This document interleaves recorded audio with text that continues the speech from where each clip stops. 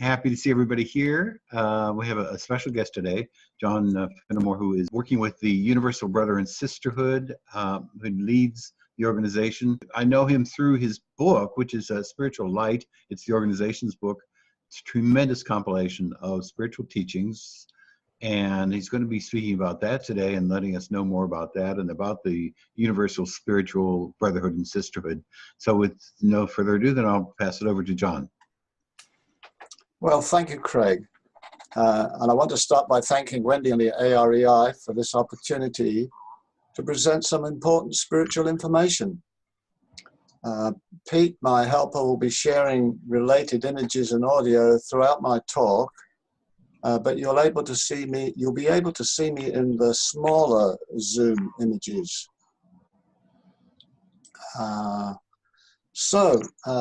My spiritual experiences began when my parents sat with friends for spirit communications 70 years ago.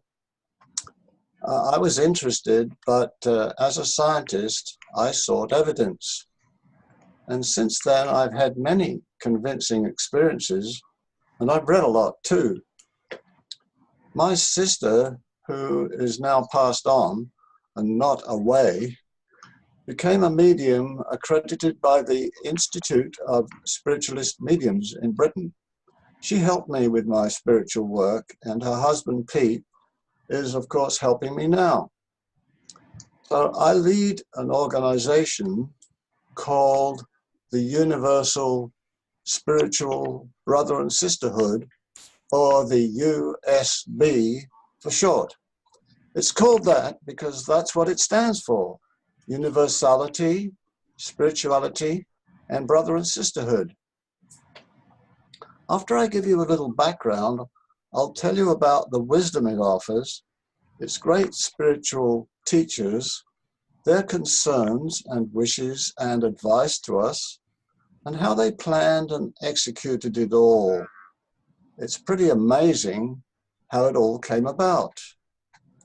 A USB inspirer has said the following: to comfort people in their hours of sorrow is very important. But what is even more important is to give them a way of life and to help them live that way of life, to help them understand the laws of God and the purposes of their being. So let me briefly explain how the USB arose and how I became involved. My predecessor at the USB, Michael Flagg, lived in San Francisco. He discovered the spirit world in 1953 when he was aged 50. Over the next 4 years, he received many spirit messages, which ultimately convinced him to visit the UK in 1956 and 1957, where he was unknown. There he was led to sit with 4 top mediums. Michael sat with Leslie Flint, the famous independent direct voice medium. Let's hear a short extract from one of our recordings of Leslie.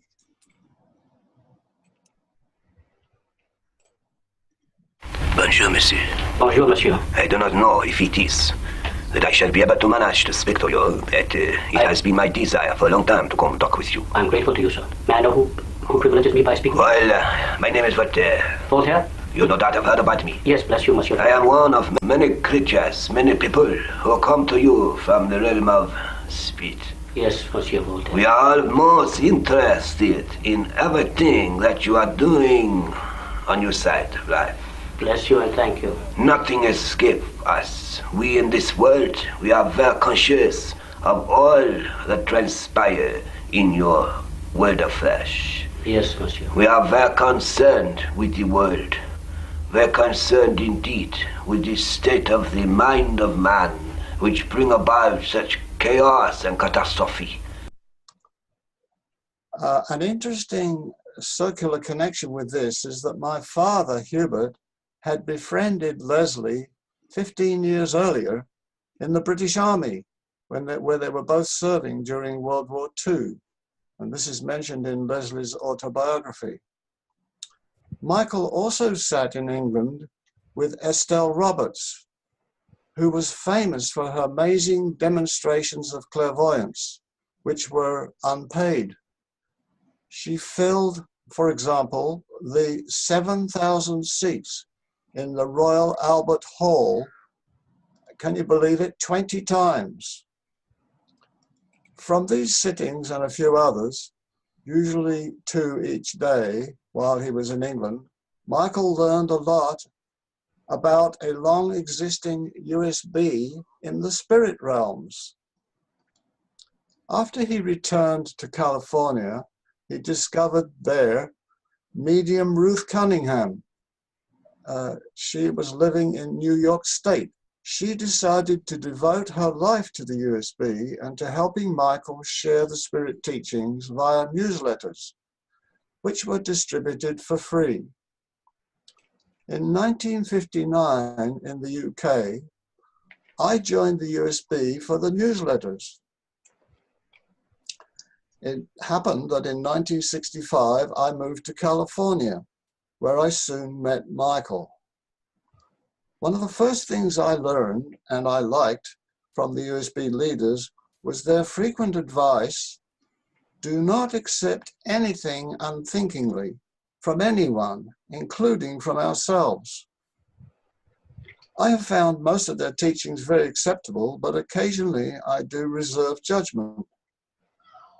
I learned that the USB leaders in the spirit world, as former humans, but with wider perspectives and advanced spirituality, have important things they want us on earth to know. They watch our progress and they offer advice, and we surely need all the help we can get. But they will not interfere. In time, I gradually became more involved, first as an officer, then producing the USB's big book, and now working to publicize the USB. This has all changed my life. Besides my family, the USB mission has become my principal activity. So I'm busier now than when I used to work. Let me now tell you about the USB's teachings of spiritual wisdom, starting with the big picture. First, I must give you the USB's definition of spirituality. It is the excellence or nobility of one's character. That is one's spirituality. It is by far the most important of one's finest qualities. Such spirituality or excellence of character, common in the higher spirit realms, may be new to many people on earth, but its age is old to the spirit world. It is the ultimate true measure of human progress, both on earth and in spirit. The greatest causes of our world's problems are greed and power, leading to inhumanity and conflict and violence. Most bad events are due to our misuse of free will. Many sources, like people who had near-death experiences, tell us the spirit world is our home. USB spirit teachers tell us the earth life is our school and our testing ground. Please note that the Earth's human population is only a tiny fraction of its spirit population. The purpose of the USB's teachings is to bring about a transformation of life on Earth by raising worldwide awareness of spiritual truth and of the spiritual realities of life, and by promoting widespread living in accordance with those realities, resulting in greatly advanced spirituality, peace, and harmony. So those spiritual realities that I just mentioned are vital. The leading spiritual realities are that we are eternal beings here for a physical learning experience to develop character, that to progress, we must both develop our spirituality and become familiar with spiritual laws. More about them soon. Otherwise, we'll get left behind as our loved ones advance spiritually. Also, that we retain our individuality after death.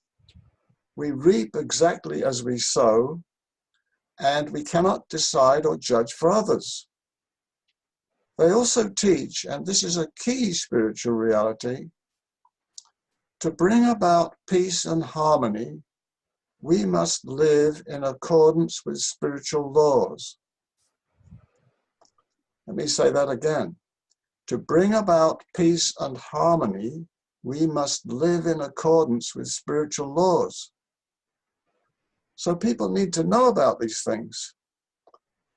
The teachers came to one of their own, i.e. Michael, through top skillful mediums of the highest personal spirituality, thus enabling direct communication. They discussed the teachings together, not dictating them, and Michael tape recorded them. He then prepared draft newsletters, which the teachers reviewed, often word by word, before they approved them for release. So who were these teachers? Well, they asked us not to give their names with the teachings, so as to encourage people to accept teachings which resonate with them, not because of the teachers. Anyway, how can we prove their identities?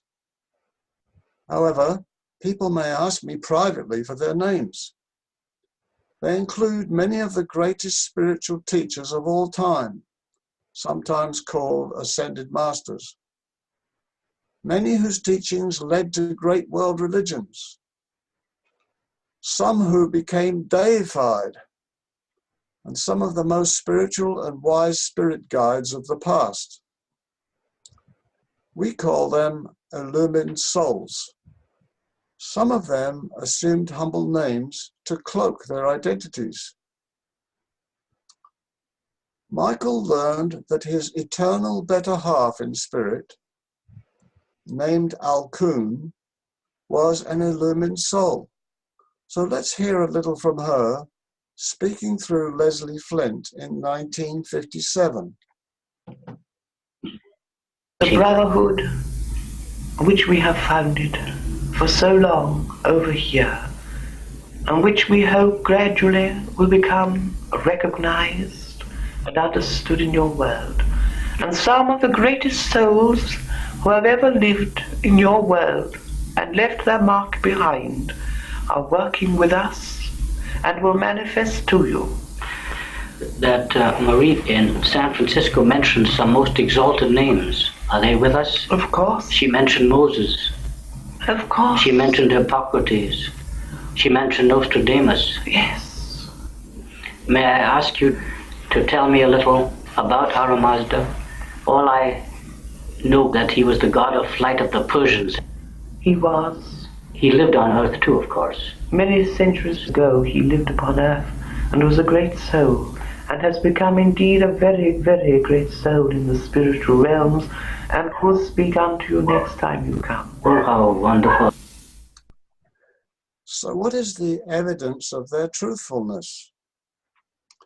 I suggest that no one had ulterior or material motives. The excellence and wisdom of the teachings, that they came through top-class mediums, that Michael was unknown to the mediums, and that their confirmations were received through independent mediums, including by cross-correspondences. Subjects they taught include truth, spiritual laws, love, responsibility, spiritual progress, psychic phenomena, life on earth and in the spirit realms, and many related subjects. One example of the laws is the law of cause and effect. It states that each thing we say or think or do brings us its inevitable result, here or hereafter. It's often expressed as we sow, so we reap. Some other important spiritual laws that they teach are the laws of personal responsibility, of service, of justice, and of brotherly and sisterly love. Some teachings on spirituality are that we can grow spiritually from the way we respond to challenges that problems present us. Also, someone who is spiritual lives simply, will not knowingly do anything that remotely resembles craftiness, and corrects what can be corrected and accepts all else graciously. And this, to live spiritually in a material world, that is the great achievement, the great victory, the great conquest, to live spiritually in a material world. So how can we apply these teachings? How can one live a spiritual life amid conflict and violence? What's the USB's advice? Well, first, we should work to improve not only our own desirable qualities, but also those of society. This includes becoming aware of and living by the true and eternal spiritual values like integrity, universality, and humility, and learning the lessons that can be learned only on earth. Some examples of those lessons that illumined souls have emphasized include: never take advantage of another, such as by deceiving or cheating or stealing, etc. Don't gain by sacrificing principle. Stand up for justice and noble causes, and make doing only what is right and good a part of our consciousness. We should guard our honor. Next, they want us to help reawaken humanity to the spark of God within each of us. Thus, we are all connected. Therefore, we should treat all people as brothers and sisters. They want us to end the sowing of seeds of discord and destruction by helping people understand the major spiritual realities of life and the spiritual laws which I discussed previously. It seems clear to me that we don't need wars and holocausts, brutal tyrants, inhumanity, etc., to help us learn the lessons of earth. There are ample opportunities for this while confronting the normal struggles of life. Let us understand that it's an ongoing battle, and we should support the forces of good in all the ways we can, such as praying to be used for good and to be used for world healing. The USB's book has many suggestions on this. Also, we should pray for world leaders to work for peace, goodwill, and brother and sisterhood. While doing this, we need to stand up for what is spiritually right and help spirit workers spread that knowledge. I know it's not easy to take on changing the world by ourselves, but we should be grateful that it's in our power to help do so. Spirit workers need us to combine our efforts with theirs. We can imagine cooperating. Let us keep at it, knowing that we are working with wonderful spirit beings. They are undoubtedly behind the present spiritual reawakening, with new methods of afterlife communication and new organizations like IANS and IAC, besides the ZAMITs, the AREI, and the USB. How can we spread this wisdom? Do we think the USB information is important? Illumined souls are very concerned about the destruction of most life on earth, which would be destruction of our school of learning. And they're concerned about extensive chaos and misery on earth. So their advice is important. let us hear a little from the foremost of all the USB teachers about some of their challenges in helping us. This Sounds was recorded on the 28th of November 1957. Sitter Michael Flagg, medium Leslie Flint. Greetings, my son. Greetings. Is that High Mountain? I am he whom thou callest, Her Master. In my coming to know, thou knowest how difficult it must be. Of course, our Master. We who come from the higher spheres of light, down into the mundane earthly condition of your life, find greater difficulty indeed than most. But we who come with such a burning desire to uplift mankind, to bring enlightenment and knowledge and truth, realize that we can and shall overcome all the difficulties.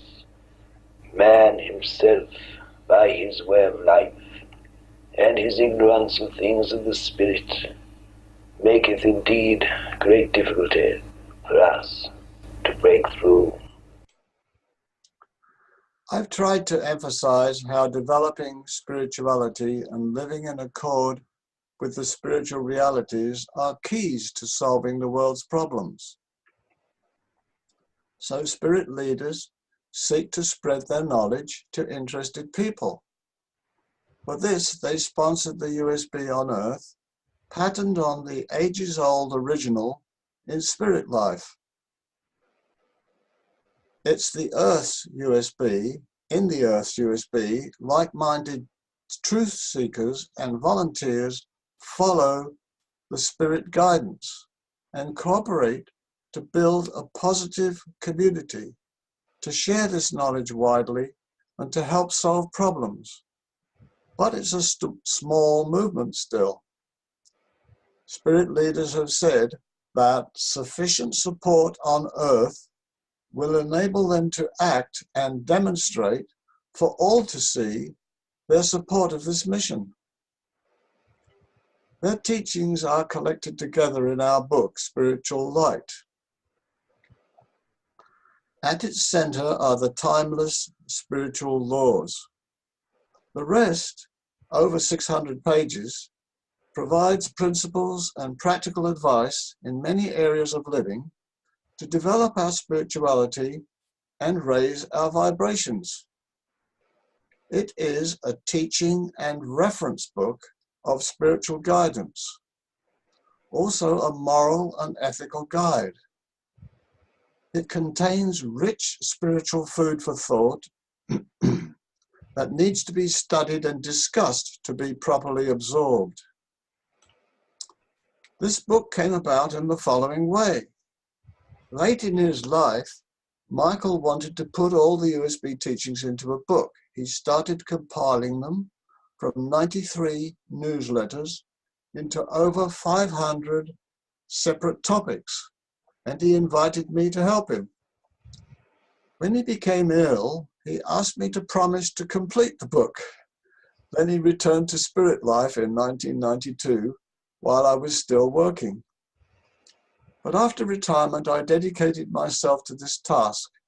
It turned out to be a much bigger job than I expected, and it was published in 2014.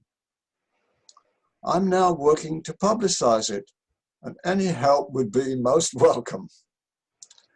An editor of the British newspaper, Psychic World, wrote, "This is the book spiritualism has been waiting for. Comprehensive, concise, and well written. The Spiritualist Bible for the 21st century." Other reviewers who have praised it include Deepak Chopra. In passing, I should mention that the USB is funded only by contributions freely given with love and without any solicitation. It is run by volunteers. Newsletters and membership are free. In this presentation, I have only touched the surface. To explore more or to get the book, you can visit our website, theusb.org.